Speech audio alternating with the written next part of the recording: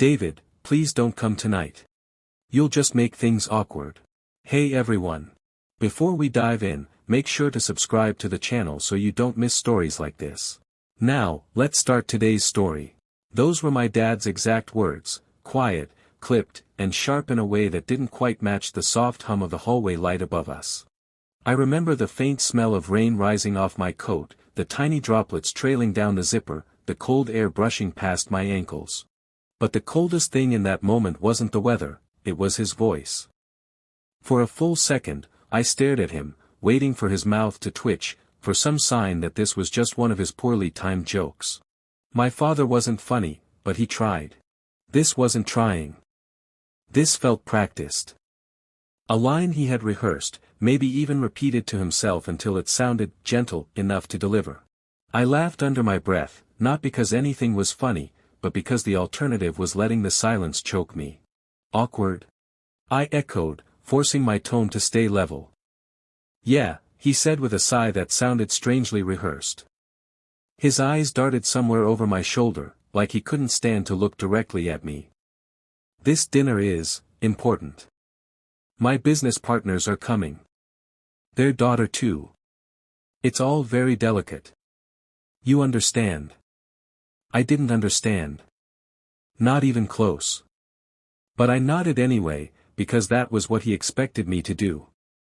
That was what I'd spent most of my life doing, accepting things I wasn't allowed to question. He smiled, a tight, polite curve that didn't touch his eyes. Then he checked his watch, stepped aside, and opened the door wider, not to let me inside, but to usher me out. We'll catch up soon, okay, he said. Sure, I muttered, stepping back. The porch light flickered overhead, casting his face in a strange washed-out hue. I stood there for half a heartbeat, hoping he'd say something more, something real. Something fatherly. He didn't. The door closed before I'd even turned around. The drive home felt unreal, like I wasn't fully inhabiting my own body. The wipers swiped across the windshield in steady, rhythmic motions, but none of it registered properly. Streetlights blurred into long streaks of amber and white, smearing through the glass like the world was melting. I kept hearing the same sentence on repeat. You'll make things awkward. I mouthed the words silently. They tasted bitter. What did that even mean? Was I awkward? Was I a liability? Was I someone who complicated his image? Dad had always been distant, emotionally careful, measured, as if showing warmth would cost him something he couldn't afford. But he had never been outright cruel. Not intentionally. At least that's what I used to tell myself. Yet lately, everything felt off. Phone calls that used to last 10 minutes now barely stretched past 90 seconds. Messages went unread for hours, sometimes days. Invitations were rare enough to feel like accidents. Still, I hadn't expected this. By the time I reached my apartment, night had settled completely. The city outside was loud, alive, horns, chatter, the rumble of late buses, and for the first time, I felt painfully disconnected from all of it. Like everyone else was part of some rhythm I had long forgotten how to follow. I dropped my keys on the counter and sank onto the edge of my bed, staring blankly at the floor. My thoughts spiraled in messy circles. Maybe I was awkward. Maybe I did complicate things. Maybe I had simply imagined a version of my father who wanted me around. A soft vibration broke through my daze. My phone, face down on the blanket beside me, lit up. A message from Mom. Mom, your dad said he asked you to come tonight. Are you almost here? My chest tightened painfully. So Dad hadn't mentioned uninviting me. Or maybe he had, but softened the truth. Or maybe Mom simply asked too many questions and he didn't want to deal with them. I typed slowly, every letter feeling heavy. Me, he changed his mind. Said. I'd make things awkward. I watched the screen. 3 tiny dots appeared. Paused. Disappeared. Reappeared. Finally, her message came through. Mom, David. I'm so sorry. There's more to this. Please don't think it's about you. More? What more? I waited for her to elaborate, but nothing else came. The typing indicator vanished entirely, leaving me sitting alone with a half-answer that weighed more than silence. An hour later, after pacing the apartment restlessly, I walked into the kitchen to grab a glass of water. In my distraction, I nearly knocked my phone onto the floor. I'd forgotten I'd placed it on the counter, to stop myself from doom scrolling. A notification blinked. Not a text. Not a call. A cloud upload alert, from the shared family storage we almost never used. One new file added. My first thought was that Dad had accidentally synced a receipt or photo. He wasn't tech-savvy, and most of his uploads were unintentional. But something about the timing felt strange.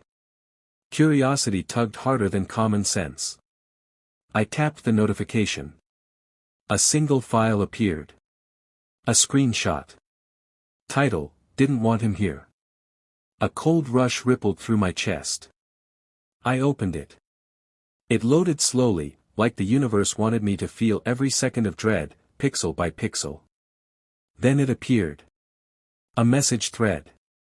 Not from Dad. From someone else entirely. Someone who had been at that dinner tonight. Someone I knew well. Someone I trusted far more than I ever trusted Dad. My brother. Jason. His name sat at the top of the message thread like a punch. The first message. Please don't let David come. He ruins the energy. I can't deal with him tonight. My throat tightened. I scrolled. The drive home felt unreal, like I wasn't fully inhabiting my own body. The wipers swiped across the windshield in steady, rhythmic motions, but none of it registered properly. Streetlights blurred into long streaks of amber and white, smearing through the glass like the world was melting. I kept hearing the same sentence on repeat. You'll make things awkward. I mouthed the words silently. They tasted bitter. What did that even mean? Was I awkward? Was I a liability? Was I someone who complicated his image? Dad had always been distant, emotionally careful, measured, as if showing warmth would cost him something he couldn't afford. But he had never been outright cruel. Not intentionally. At least that's what I used to tell myself. Yet lately, everything felt off. Phone calls that used to last 10 minutes now barely stretched past 90 seconds. Messages went unread for hours, sometimes days. Invitations were rare enough to feel like accidents. Still, I hadn't expected this. By the time I reached my apartment, night had settled completely. The city outside was loud, alive, horns, chatter, the rumble of late buses, and for the first time, I felt painfully disconnected from all of it. Like everyone else was part of some rhythm I had long forgotten how to follow. I dropped my keys on the counter and sank onto the edge of my bed, staring blankly at the floor. My thoughts spiraled in messy circles. Maybe I was awkward. Maybe I did complicate things. Maybe I had simply imagined the version of my father who wanted me around. A soft vibration broke through my daze. My phone, face down on the blanket beside me, lit up. A message from Mom. Mom, your dad said he asked you to come tonight. Are you almost here? My chest tightened painfully. So Dad hadn't mentioned uninviting me.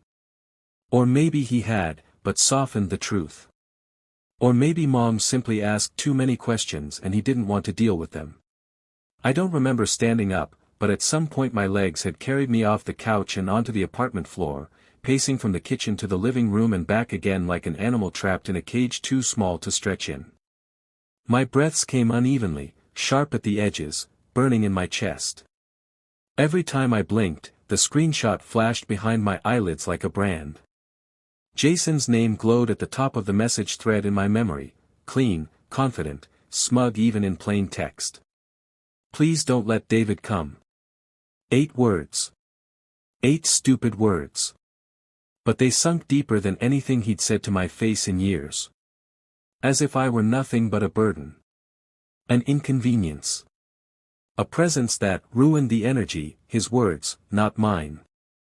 I ran my fingers through my hair, pulling slightly at the roots, trying to ground myself. Jason and I had always been different, opposites carved from the same household but shaped by entirely different expectations.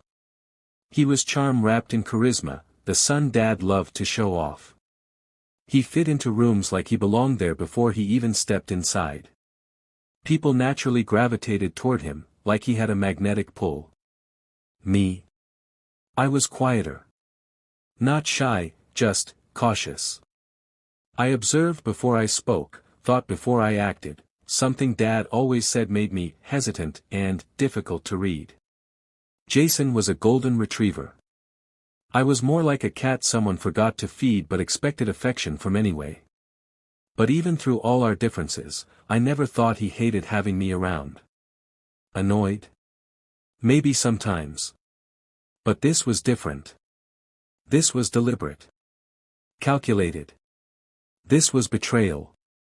My phone sat where I'd thrown it earlier, screen still dark. I grabbed it before I could think better and dialed Mom. It rang twice before rolling to voicemail. I hung up and tried again, desperate. Voicemail. A cold prickle crawled up my spine. Why wasn't she answering? She had texted me earlier, she knew something was off. Had she sent the screenshot? Had she wanted me to see it but didn't want to send it directly? Mom wasn't confrontational. She moved through conflict the way water moved through cracks, quiet but persistent. She wasn't the type to expose family issues publicly, but she was the type to quietly slip truth into places someone would notice only when they needed it. Maybe she'd uploaded the file to the cloud on purpose. Maybe that was her way of telling me I wasn't crazy. The thought tightened my chest. I stood still for a moment, the room suddenly too quiet, too close, too full of the truth and the things I had ignored for far too long. My coat still lay crumpled near the doorway, damp from earlier. I grabbed it, slipping my arms into the sleeves with a determination that surprised even me.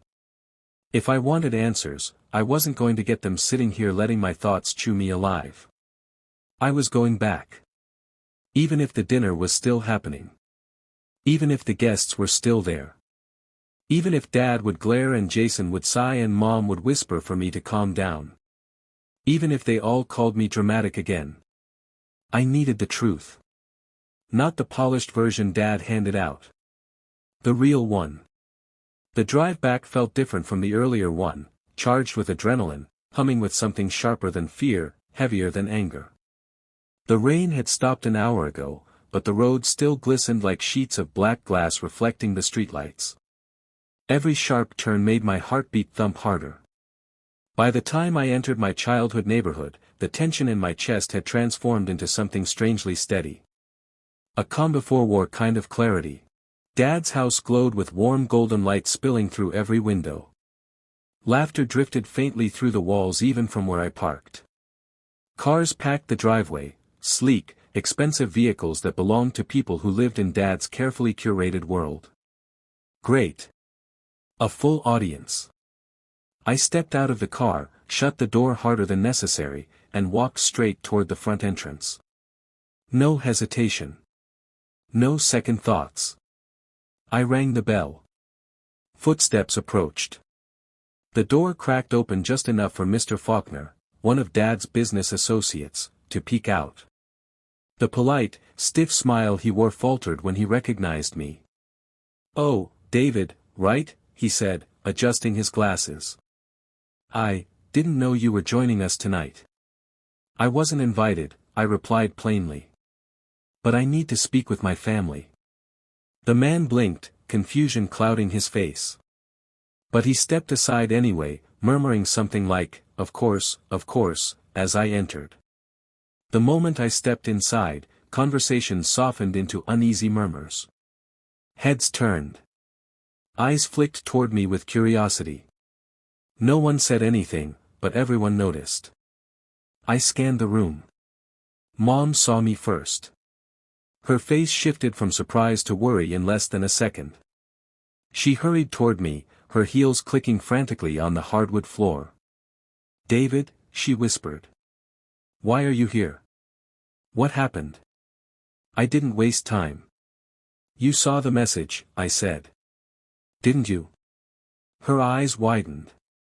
A flicker of guilt, small but unmistakable, passed through her expression before she masked it with composure. "I didn't want you to see it like that," she murmured, wringing her hands. "But you deserve to know the truth." Before I could respond, I heard familiar footsteps behind her. The sound of confidence and entitlement wrapped in expensive shoes. Jason. He emerged from the dining area, still holding a champagne glass, looking like he'd been in the middle of charming someone. His perfect smile dropped the second he saw me. "What are you doing here?" he asked, voice already sharp with irritation. I stepped forward. "I saw the messages." His face drained of color for the briefest moment. "What messages?" "Don't lie," I said. "You know exactly what I'm talking about." Dad appeared next, tension already tightening his jaw. He looked like someone caught between embarrassment and anger. "David," he said in a carefully controlled voice, "this isn't the right moment." "No," I said, louder this time. "It's the perfect moment." The room went still.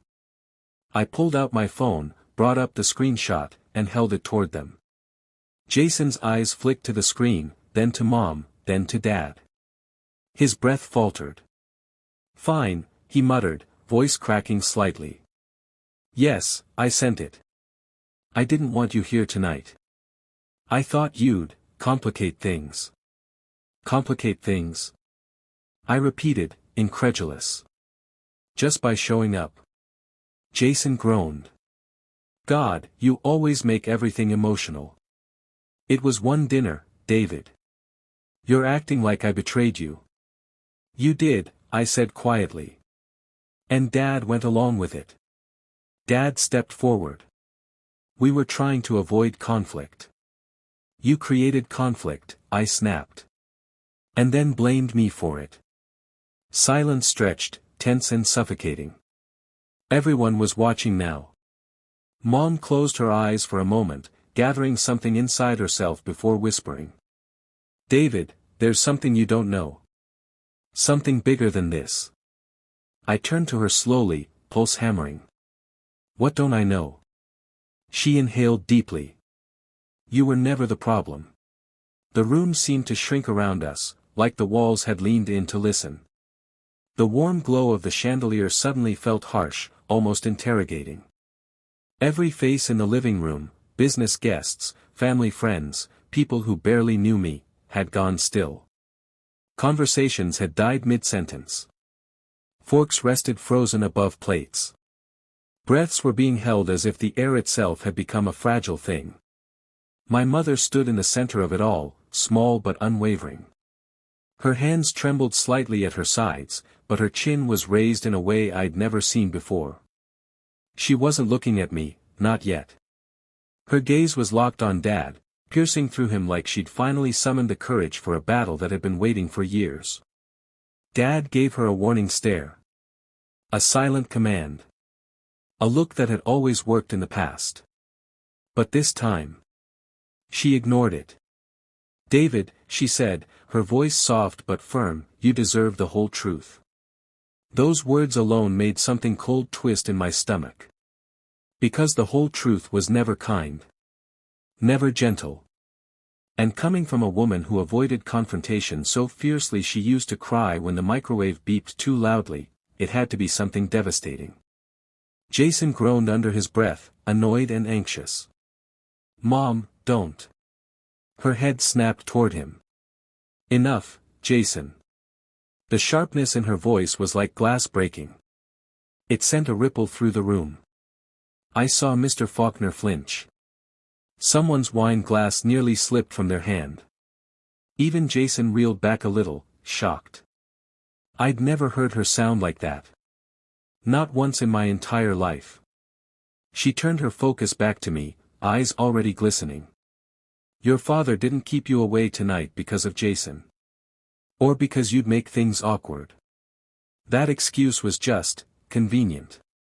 Dad's jaw clenched hard enough to crack teeth. Maria. Stop. No, she said, her voice cracking but steady. I won't cover for you anymore. The words landed like blows. They didn't just break the room, they cracked the image I'd always held of my father, carefully polished, perfectly controlled, untouchable. But now, under the pressure of truth, I saw something in his expression I'd never seen before. Fear. Real fear. My pulse hammered in my ears. What is going on? Mom took a long, shaky breath, bracing herself. The dinner tonight wasn't just family and business guests, she said. It was meant to be a merger celebration. And part of that included introducing Jason as your father's successor. I frowned hard. Successor? To what? Dad's company? She nodded. I felt confusion stirring in my chest. That still doesn't explain why I wasn't invited. It explains everything, she whispered, voice trembling. Your father didn't want you here because the partners asked to meet all potential heirs. And he told them he had only one. I felt the words hit like a slow, spreading numbness. He told them. I don't exist. My voice cracked into a whisper. Dad closed his eyes briefly, like the admission hurt him somehow. It was simpler that way. Simpler. The word cut deeper than the truth itself. My existence had been edited out of his world because it was easier. But Mom wasn't finished. She lifted her chin again, as if carrying the weight of the entire past on her shoulders. You weren't cut out because you weren't enough, she said. You were cut out because your father didn't want the partners asking questions about lineage. Suddenly, the room stilled so completely it felt like even the air froze. What? I breathed. Mom looked at me, and in her eyes was the kind of grief only a mother holding on to a secret for too long could carry. David, your father, biologically, isn't. Dad's voice cracked like a whip. Maria. That's enough. She shook her head and stepped away from him, tears forming. No more lies. Her attention turned fully to me. When she spoke, her voice was barely audible. He isn't your biological father. The floor seemed to tilt beneath me. My vision blurred around the edges. My legs felt suddenly too weak, too light. What are you talking about? I whispered, fighting for breath. Mom reached for my hand, but I stepped backward instinctively. My body didn't want comfort, not when everything I'd known felt like it was crumbling.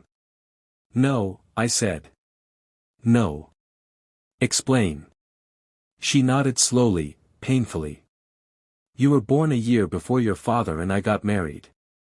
Your biological father left before he even knew I was pregnant. When I met your father, he accepted me, accepted us. And for a while, it was good. But as the company grew, as people started watching him more closely, he became afraid. Afraid others would see you differently. Afraid they'd see him differently. My breath stuttered. So he hid me. Mom swallowed. He tried. He minimized you at first. Pushed you away when you didn't match the image he wanted to show. The older you got, the more you reminded him of a past he didn't want to answer questions about. I felt nauseous. All those years. The emotional distance. The short temper. The disappointment whenever I didn't act like Jason. The constant sense that I was somehow wrong. They weren't about me. They were about him. A lifetime of self-blame collapsed under a single truth. Dad finally spoke, his voice rough and irritated. I did what I had to. For the company. For our future. For your future, I said quietly. Not mine. Jason stepped in, uncomfortable but not apologetic. Look, David, this doesn't change anything.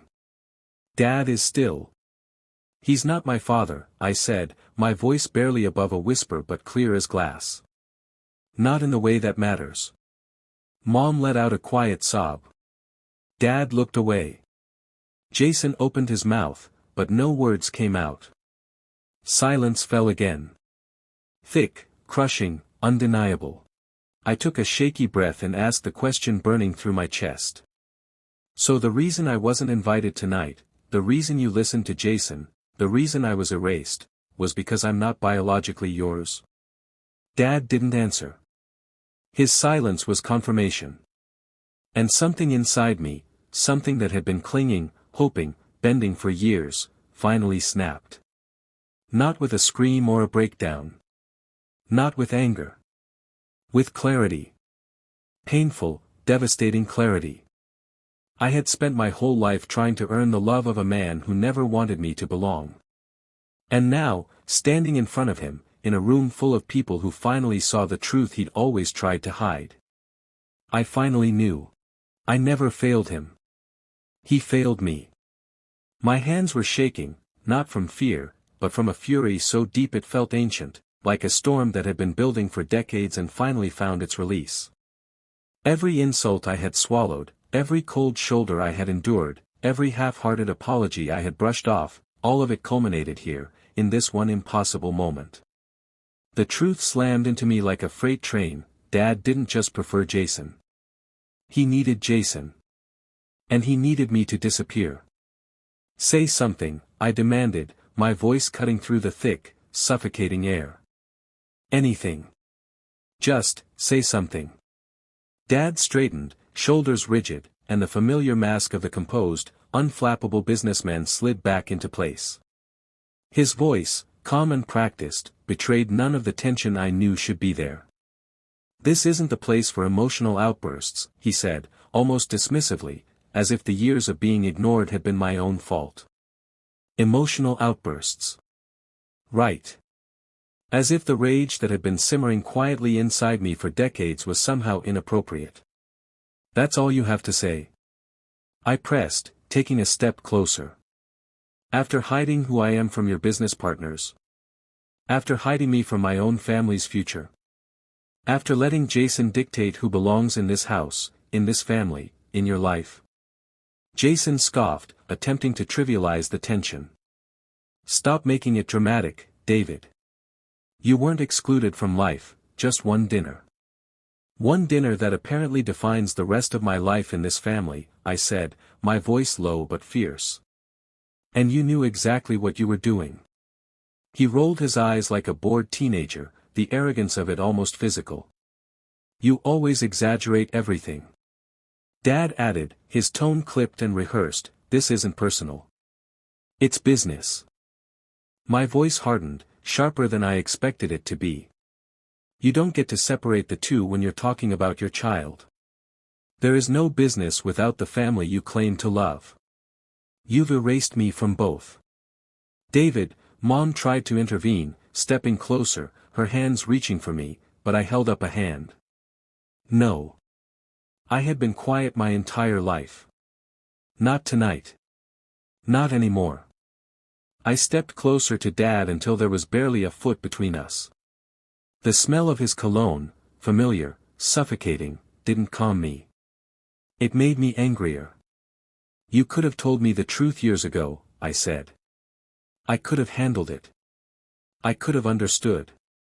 But instead, you lied, you hid me, and you let Jason treat me like I was a mistake in this family. Dad's eyes flickered, not with regret, but with annoyance, the look of a man being inconvenienced by the emotions of someone he should have loved unconditionally. You were too sensitive. You would have reacted badly. You mean, I said slowly, savoring each word, I would have reacted like a human being. He didn't answer. So I continued, my voice rising with every word, fueled by the years of invisible hurt. You lied about me. You hid me. You let the world believe you had one son when you had two. And when Jason told you to push me away, you listened. You justified it all with business. Do you hear yourself? You made your own son, a liability, a complication, a secret. Jason interjected sharply, trying to defend the indefensible. Dad made the right decision. It's not like you wanted to run the company anyway. I didn't need to run the company, I said, my voice cracking with disbelief. I just wanted to be part of the family. To belong somewhere, to be acknowledged. But you, both of you treated me like I didn't exist. Mom covered her mouth with both hands, tears streaming freely down her face. She had always avoided confrontations, always smoothed over tensions, but now I could see the grief in her, sharp and raw.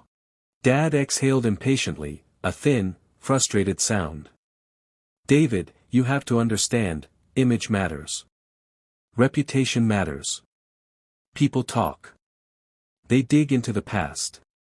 If they had learned you weren't biologically mine, it would have complicated negotiations, partnerships, the company's future, everything I've worked for.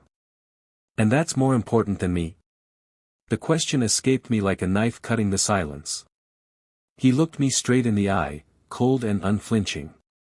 Yes. A laugh, sharp and bitter, erupted from me, half disbelief, half fury. The guests in the room shifted uncomfortably, muttering under their breath. I didn't care. Let them see. Let them understand. Let them witness the collapse of the image my father had so carefully curated. So that's it, I said, voice low but clear, trembling with anger. You chose your reputation over your son. Over me. Over your own flesh and blood. Jason stepped forward, defensive and sharp. He did what any smart businessman would do. You're not a businessman, Jason, I snapped, cutting him off. You're just the favorite. You're the one who gets the spotlight, the attention, the approval, the easy life. And you know it. His jaw clenched. Dad tried to regain control, his voice a mix of irritation and command. Enough. This ends now. No, I said, shaking my head, my voice rising to fill the room. This ends when I say it does. The room fell into a suffocating silence.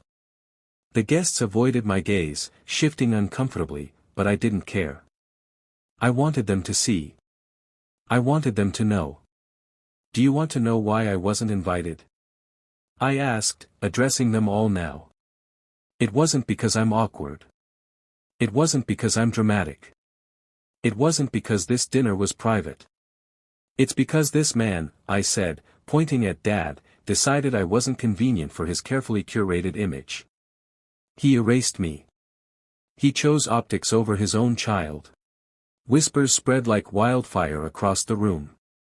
Mom tried to reach for Dad's arm, but he recoiled, stiff and unyielding. Jason muttered, venomous, great. You ruined the night. Congratulations. I turned to him slowly, my voice calm but piercing. No. I didn't ruin the night. I finally stopped letting you ruin my life. Dad's nostrils flared. Leave, he said, almost trembling with a mix of anger and fear. I will, I said, taking a deep breath. But not before I say this. I stepped forward one last time, my eyes locking on him, burning with years of resentment. You don't get to call yourself my father anymore. You gave up that right when you decided I wasn't worth acknowledging. You gave up the right to claim me, the right to guide me, the right to love me publicly. All of it. Gone. Dad's expression remained cold, but for a brief moment, something dimmed in his eyes. Something that resembled loss. I turned to Mom, softer now, my chest heavy but resolute. I'm not angry at you. But I can't stay here. I can't keep pretending that what's left of this family includes me in any real sense. She nodded weakly, tears streaking down her cheeks. David. I understand. And with that, I walked toward the door. The room was silent, the air thick with tension, with shame, with the kind of quiet that follows the unraveling of lies decades in the making. But just as I reached the threshold, Mom's voice stopped me, a whisper, tentative but urgent.